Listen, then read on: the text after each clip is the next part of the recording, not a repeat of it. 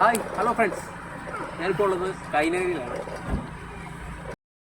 കഴിഞ്ഞ ദിവസം കുട്ടനാട്ടിലെ സിനിമാക്കാരുടെ പ്രോപ്പർട്ടികൾ എന്ന് പറഞ്ഞ് ഞാനൊരു വീഡിയോ ചെയ്യുകയുണ്ടായി.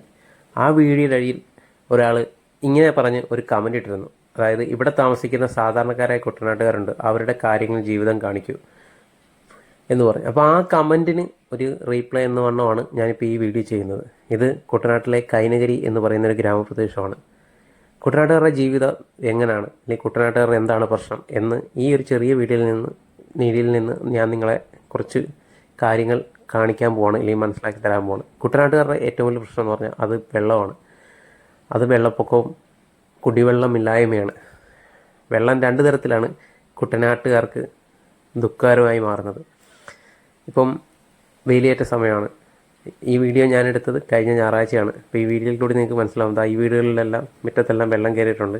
വെള്ളം ശരിക്കും ഇപ്പോൾ ഇറങ്ങി വരുന്ന സമയമാണ്. നേരം വെളുത്ത് വെള്ളം കയറുമ്പോൾ ഇവിടെയൊക്കെ അത്യാവശ്യം നല്ല വെള്ളമാണ് മുറ്റത്തൊക്കെ. പിന്നെ ഇന്ന് കുട്ടനാട്ടുകാരുടെ 2018-ലെയും 2019-ലെയും പ്രളയത്തിന് ശേഷം നമ്മുടെ ഇവിടുത്തെ വീടുകളുടെ നിർമ്മാണ ഘടന തന്നെ മൊത്തത്തിൽ മാറിയിരിക്കുകയാണ്. കാര്യം വളരെ ഉയരത്തിലാണ് ഇന്ന് പല വീടുകളും നിർമ്മിക്കുന്നത്. അത് വെള്ളപ്പൊക്കമാണ് അതിന് പ്രധാന കാരണം. എന്നാൽ പോലും നമ്മുടെ പറമ്പുകളിലും ഒക്കെ സ്ഥിരം വെള്ളമായിരിക്കും.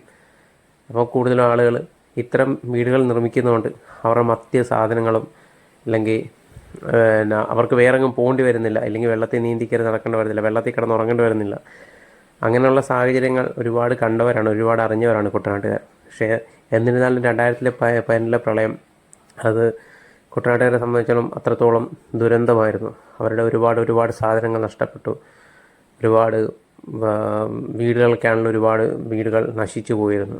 അപ്പോൾ ഇനി ഒരു പ്രളയം ഉണ്ടായിക്കഴിഞ്ഞാൽ അതിനെ അതിജീവിക്കാനായിട്ടാണ് ഇത്തരം നിർമ്മാണ രീതികൾ നമുക്കിടയിലേക്ക് കടന്നു വന്നത്. ഇപ്പോൾ ഈ കാണുന്നൊരു വീട്, ഇത് ഉപേക്ഷിച്ചിട്ട് പോയൊരു വീടാണ്. ഇതുണ്ടോ, ഇത് പണ്ട് കാലത്ത് വീടുകൾ നിർമ്മിച്ചിരുന്നു. അതുകൊണ്ട് ഈ സമയത്തൊക്കെ ഒരു വേലിയേറ്റോ കാര്യങ്ങളുണ്ടാകുമ്പോൾ ഈ വീട്ടിലൊക്കെ നല്ല രീതിയിൽ വെള്ളം വരുമായിരുന്നു.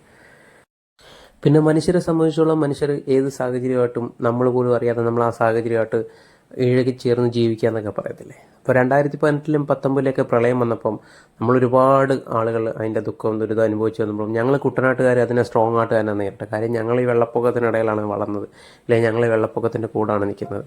അതുകൊണ്ട് തന്നെ നമുക്കതൊരു വിഷയമല്ലാത്തൊരു കാര്യമാണ്. അതേ നമ്മളതിന് പണ്ട് പറയും, കുട്ടനാട്ടുകാർക്ക് തലയ്ക്ക് മീതെ വെള്ളം വന്നാൽ അതിന് മീതെ തോണി എന്ന് പറയും. അപ്പോൾ തലയ്ക്ക് മീതെ വെള്ളം വന്നു കഴിഞ്ഞാൽ അതിന് മീതെ വീട്, ആ ഒരു ഇതിലേക്ക് മാറി ഞങ്ങളുടെ നാട്.